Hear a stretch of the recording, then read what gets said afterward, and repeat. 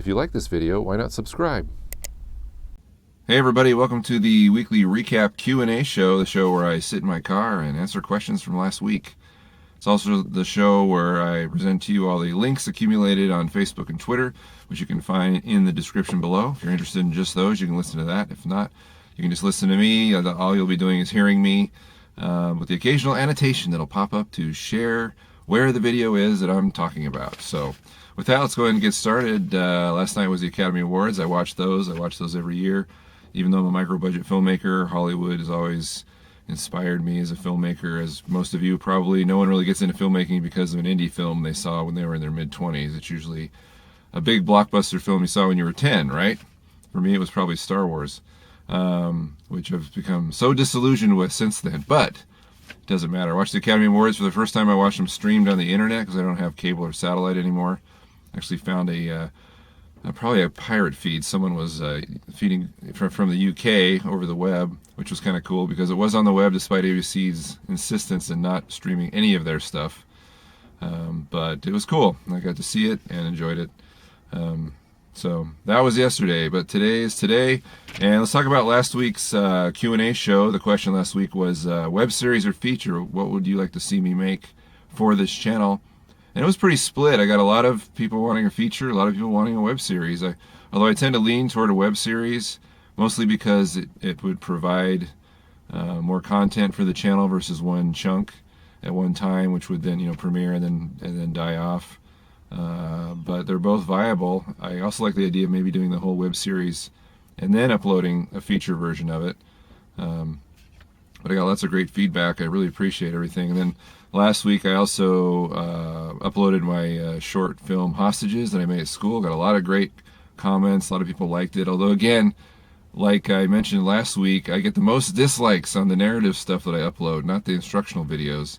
I imagine because instructional videos are just information, probably not much reason to dislike it unless you don't like the way I'm presenting it. But with a feature, or with a narrative, a lot of dislikes. I think it was a record, like 14 or something. So, but everyone did notice the crane shot. That seemed to be everybody's favorite part of it, which I'll talk about shortly.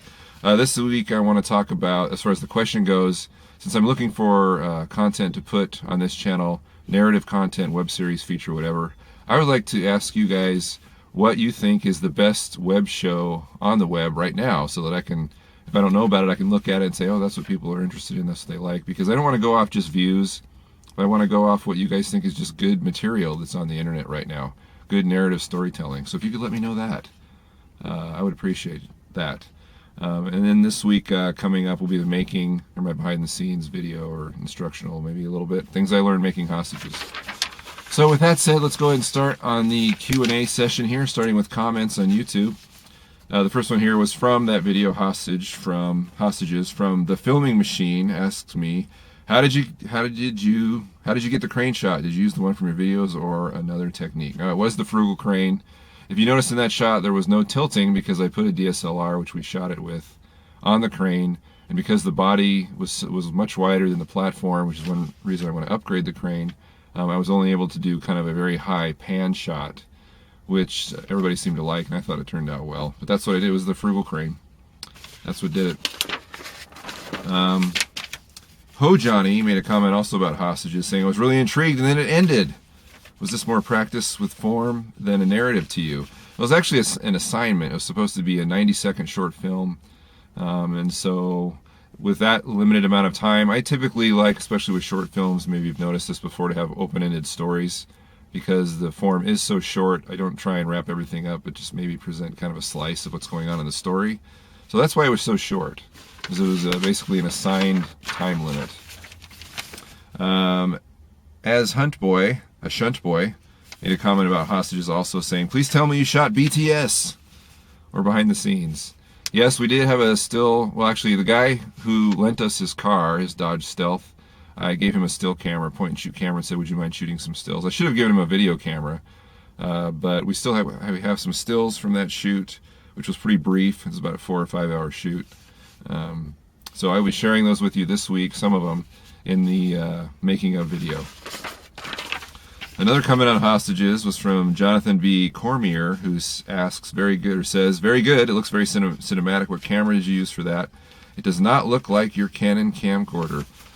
Well, that's true. A school assignment, we use school cameras. It's a Canon 60D with the kit lens, I believe, the just basic zoom lens that we use on there, which is probably why you didn't see a lot of shallow depth of field, which I thought it looked more like a video camera because I was basically shooting wide most of the time.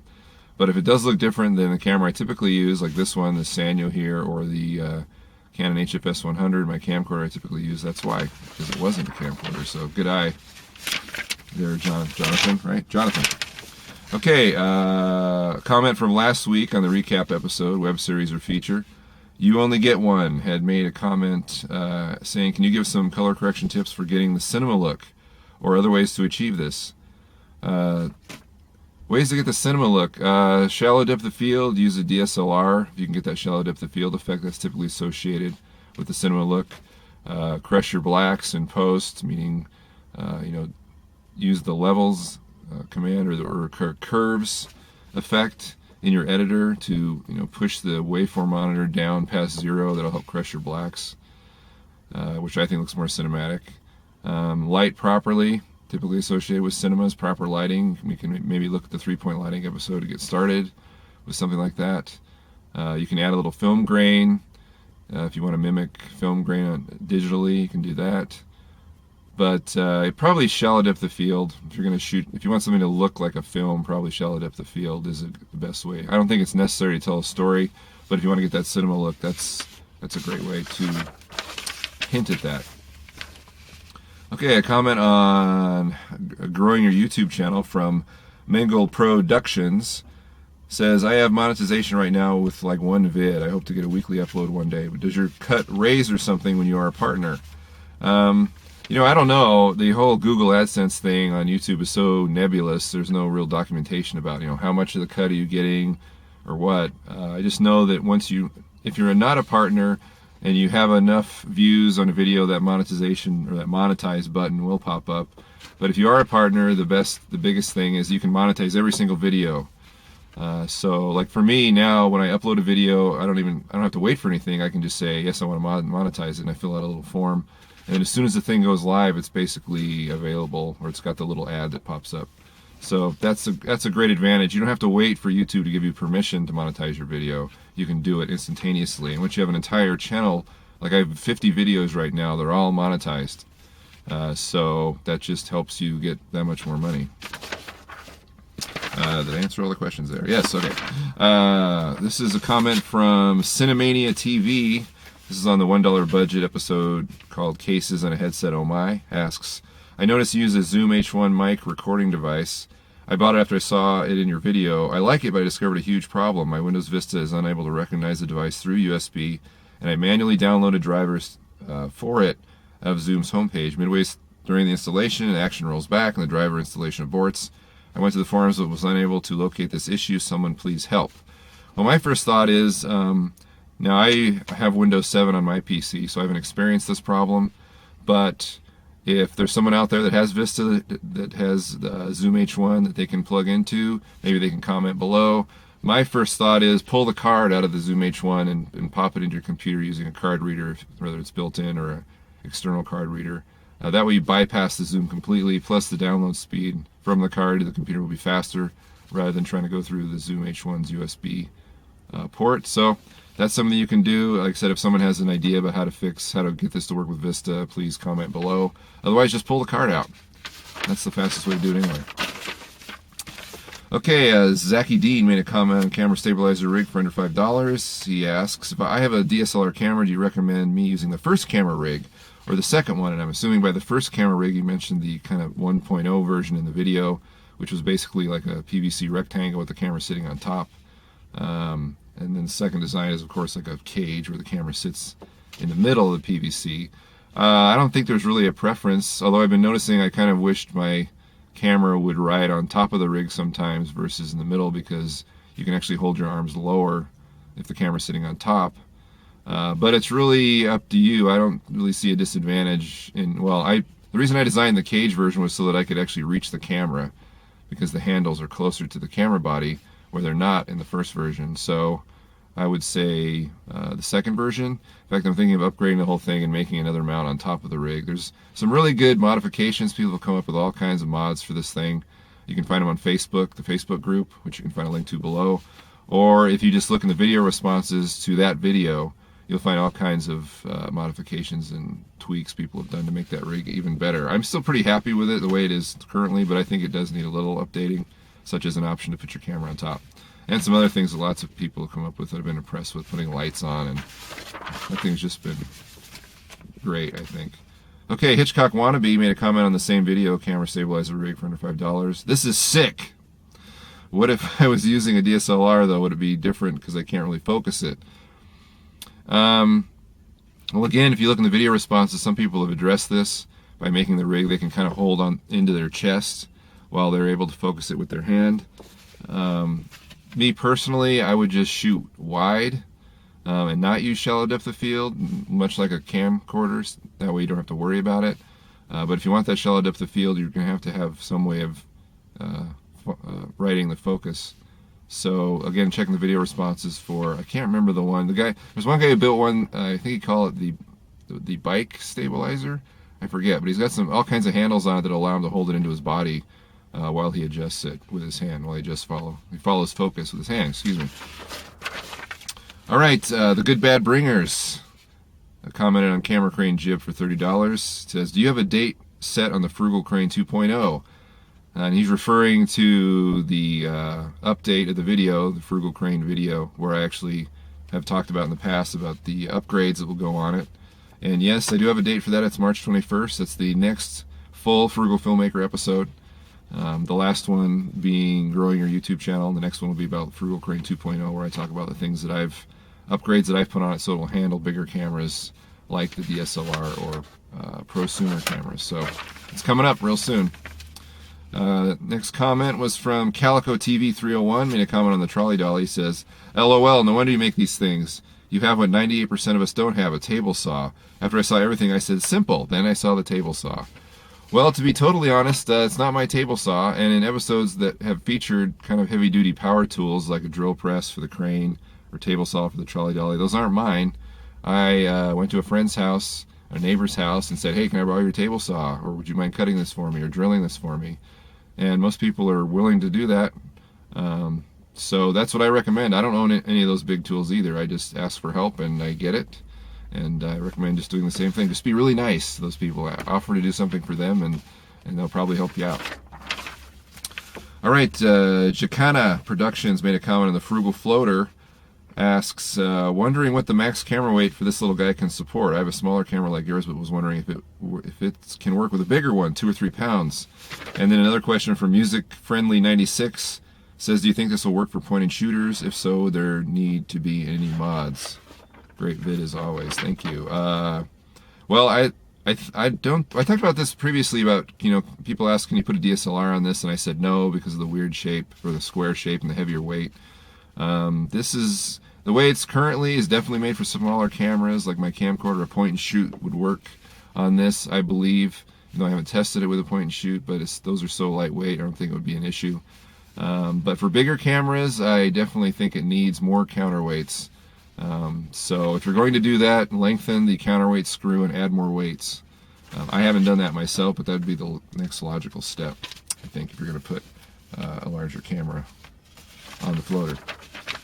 All right, same video.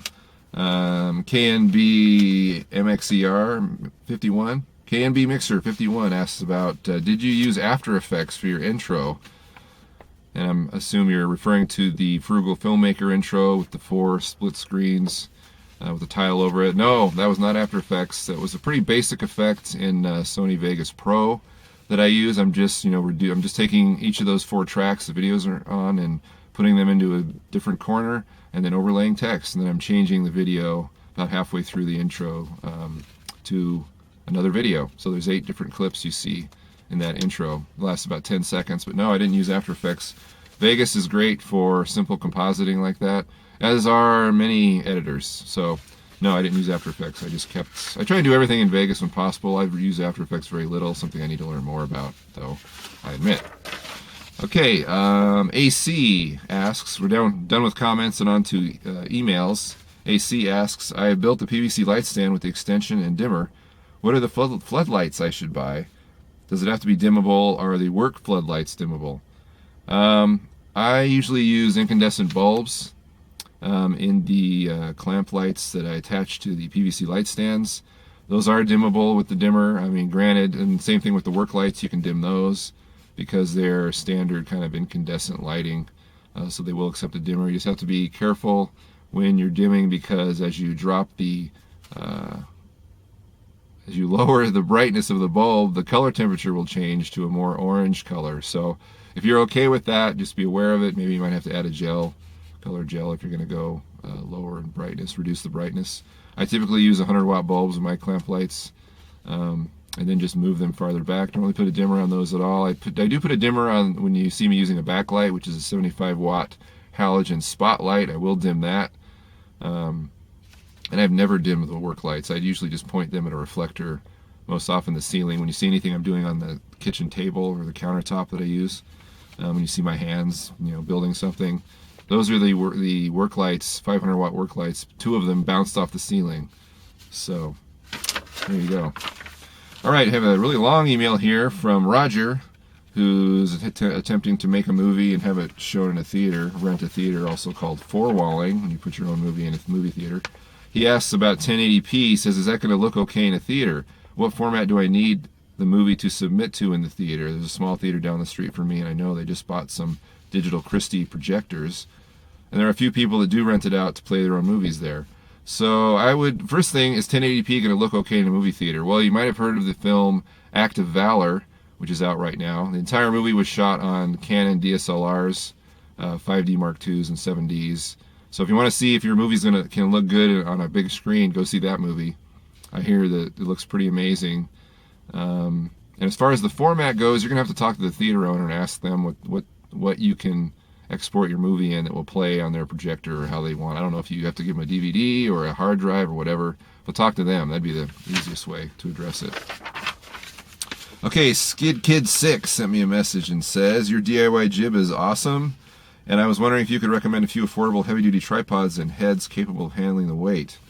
You do have to have a heavy-duty tripod for this, or a light stand, heavy-duty light stand. The thing's got to hold like 25 pounds. That's got to be your weight requirement, because the pole is probably 20 pounds with the weights it's probably 25 pounds, 30 pounds maybe, which is why I had a hard time. If you notice on my design, I actually had to tilt the pan head straight down so that I could get the fulcrum effect, basically. But you could do that with a light stand or a heavy duty, any kind of stand.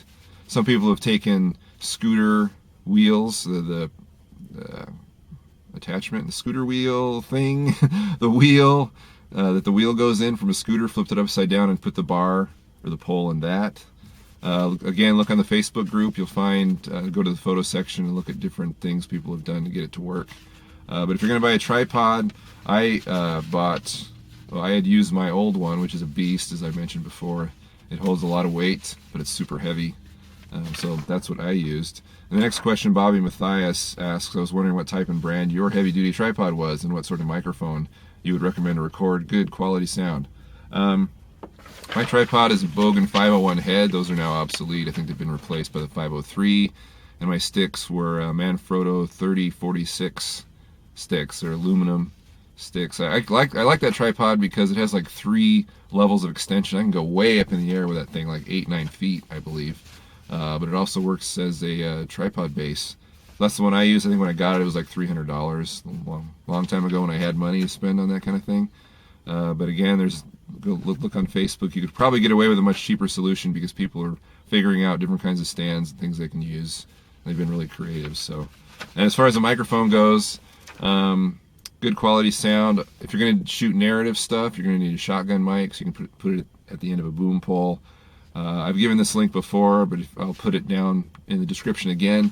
It's a shootout between shotgun mics where it's got a great comparison of different shotgun mics and sound samples to go with them, and you can see, what mics sound better than others. And it's pretty much based on price. I think it starts with the Rode Video mic, which is $150, and goes all the way up to Sennheiser, high-end Sennheiser, I believe, which is closer to $800-900. I use the Sennheiser. I use the Sennheiser ME66, which is kind of the middle of the road shotgun mic. It's always been really good for me. I've always thought it has great sound, but it's not cheap. It's $400. So don't skimp. If you have money to spend, don't skimp on your sound, because it's one of the things that will tip off people that you're an amateur, is if you can't have decent sound. As far as the lav mic goes, or the mic you clip on your shirt, I just use the Radio Shack tie clip mic, which is also the Audio-Technica 3350, I believe. I'll put a link below.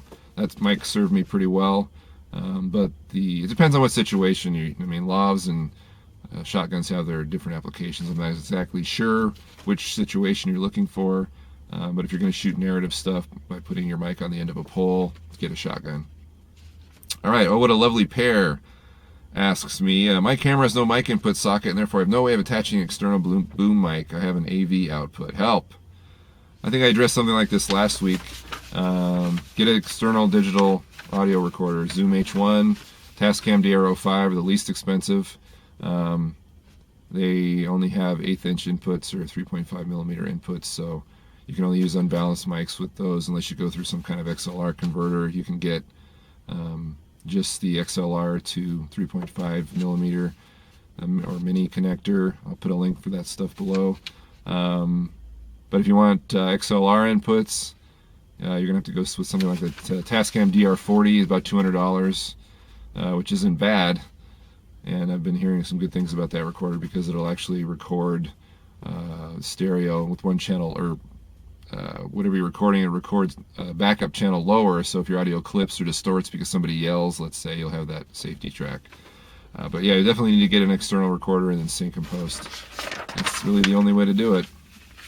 All right, so that's everything today. Again, my question for everybody is, what do you think is the best show on the web right now? And it can be something that's studio produced or indie produced. I don't care. I'm just looking for examples of things that you guys think are really good, because I want to see. I don't know of everything that's going on the web, and I want to find out more about that stuff, since that's where I'm leaning anyway. So if you could fill me in, tell me what you think is good. And then this week, this Wednesday, I'll be releasing the making of Hostages, the behind the scenes and things that I learned doing that short film. So there you go. Hope you have a great week. Go make a movie, and we'll see you next Monday.